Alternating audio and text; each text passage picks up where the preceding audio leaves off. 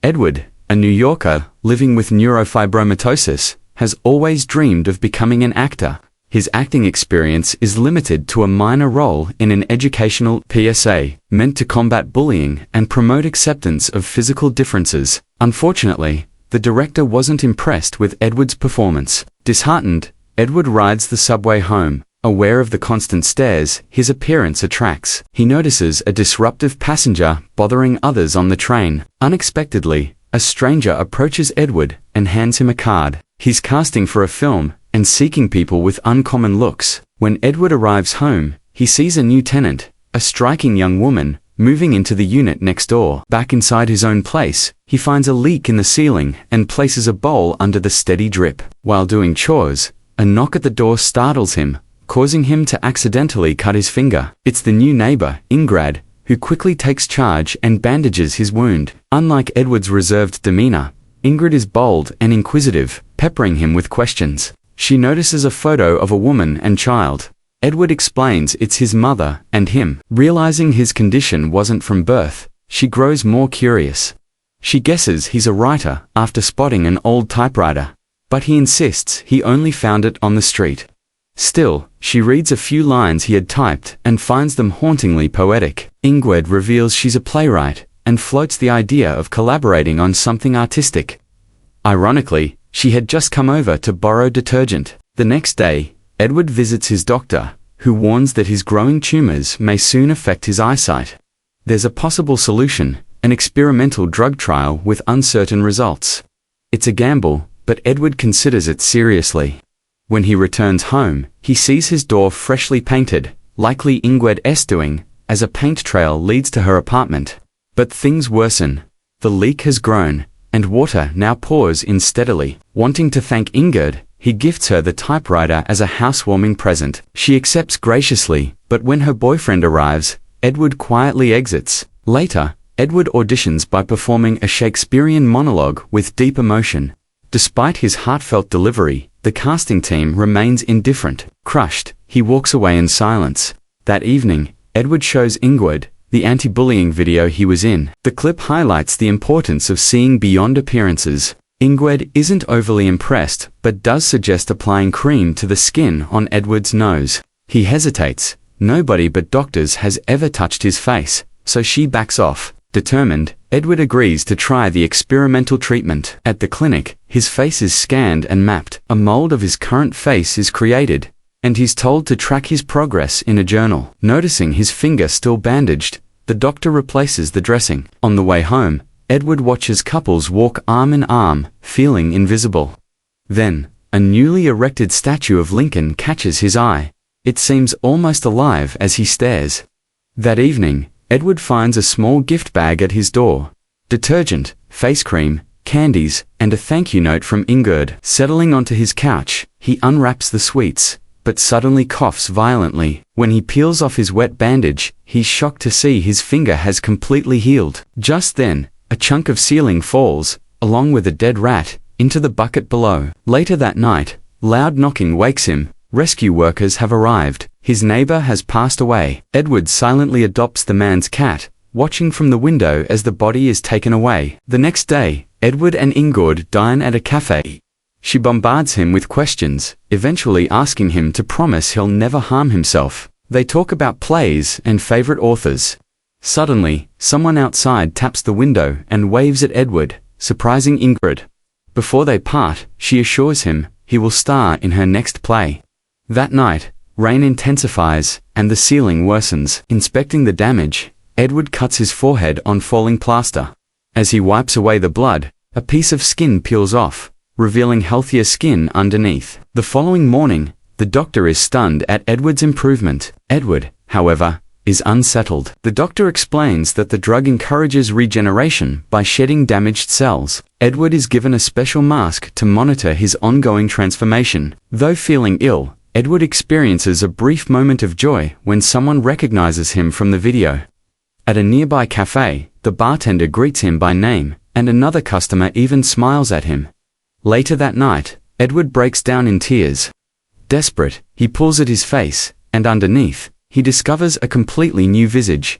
Attractive, symmetrical, whole. He stares into the mirror, awestruck, and for the first time, Edward ventures out to a bar, drinks with strangers, connects with a woman, and ends the night in a restroom, marking the start of an entirely new life. The following morning, a physician who has been monitoring Edward's condition stops by, worried about Edward skipping his appointments. Edward deflects the concern with a fabricated story, claiming that the previous tenant died and he is someone entirely new. He quickly dismisses the doctor, unaware that Ingrid has been listening from the hallway. Edward soon relocates to a lavish apartment and begins casually dating multiple women. He flourishes in real estate, building both status and wealth, yet beneath the surface, he remains deeply insecure. One afternoon, he sees Ingrid on the street.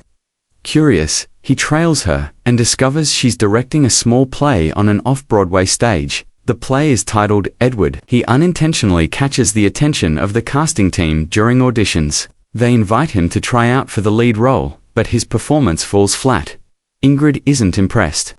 Determined, he returns, wearing the mask he once used to hide his face. Ingrid is surprised by the transformation. Under the guise of Guy, Edward delivers a stunning performance. Later, he fabricates a story that his mannerisms were inspired by a deceased childhood friend. He claims the resemblance was so emotionally overwhelming that it derailed his first audition. She invites Edward to her apartment. There, he notices familiar objects, his old typewriter, and the neighbor's cat, now hers. He doesn't comment, simply observing. They share drinks and dance. They end up spending the night together. Edward begins attending rehearsals and excelling in his role, almost as if the lines are pulled from his subconscious. One day, Oswald, a man with the same condition as Edward, shows up at rehearsal. Charming and enigmatic, Oswald is drawn to the play and praises Edward's work. That evening, Ingrid suddenly asks Edward to put the mask back on. When he does, she bursts into laughter, amused by how ridiculous it now appears. Later, at a bar with co-workers, Edward is shocked when Oswald publicly addresses him as a future star. Oswald's charisma wins everyone over, and he continues to heap praise on Edward's performance. At the next rehearsal, Edward critiques Ingrid's depiction of the main character. They argue she's writing from experience she doesn't actually have. Oswald appears again, seamlessly bonding with the crew. Edward grows increasingly agitated as Oswald becomes the center of attention. Even Ingrid is drawn to him. They share literary tastes, and Ingrid invites him to sit in on the rehearsal. Later, at a bar, Edward quietly watches Ingrid and Oswald animatedly discuss the play's deeper meaning. Oswald challenges the premise that someone like the protagonist would choose death. He believes people like them treasure life too much. Though Edward pretends to agree, bitterness grows inside him. Oswald continues to charm the group with humor and even learns how to whistle. That night, Edward wakes to find Ingrid rewriting the script. She admits Oswald was right. Her version of Edward was too tragic, too cliché.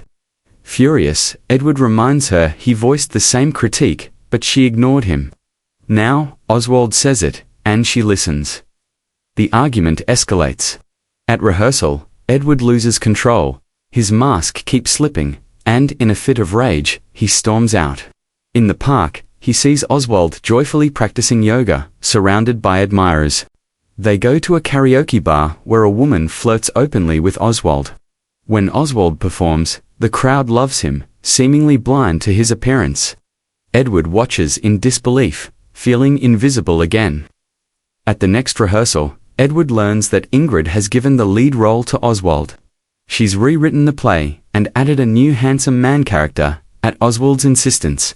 Devastated, Edward realizes Ingrid knows intimate details about Oswald's life. He argues that no one will believe such a perfect transformation in the story. Ingrid says it doesn't matter. What matters is that the heroine sees him through love. When Edward tries to meet her later, she rejects him. The play premieres to critical acclaim. Oswald is celebrated for his performance. Edward watches Ingrid grow closer to him, sinking deeper into hopelessness. Oswald becomes a minor celebrity, even appearing in magazine spreads. Ingrid eventually tells Edward it's time to cut ties. His mental state unravels. He begins following Oswald, and one day sees him with a woman and a young girl. He confronts Ingrid, accusing Oswald of deceit. But she already knows Oswald's daughter is from a loving marriage. She brushes off Edward's concerns. Edward later overhears Oswald is moving into his former apartment. Consumed by jealousy, he smashes the freshly renovated ceiling. That night, memories flood back in a whirlwind of guilt and loss. The next morning, Edward puts on the Edward mask and greets clients robotically. At the office, his erratic behavior gets him fired. That evening, he storms into the theater and attacks Oswald during the show. The set collapses mid-fight, leaving Edward seriously injured. Now in recovery, he returns to his original apartment. Ingrid, now living next door with Oswald, is planning a film adaptation of Edward. Edward offers no reaction. He spends his days watching Oswald enjoy life, playing sax, watching films, working out. Ingrid, now pregnant, radiates joy. When Edward's physiotherapist criticizes Oswald, Edward snaps. He stabs the man and is imprisoned. Years later, he runs into Ingrid and Oswald again. Her play still thrives, though the film was never produced, something Ingrid seems relieved about. They're moving to Canada to join an artist collective. Their children are grown. A waiter comes to take their order, but Edward hesitates. Oswald smiles and orders for him, joking that some things never change. A Different Man is a darkly satirical film about identity and transformation. Sebastian Stan plays a man who changes his appearance only to become obsessed with his former self. Strange, unsettling, and thought-provoking. The film explores how far we'll go to be accepted and what we lose in the process.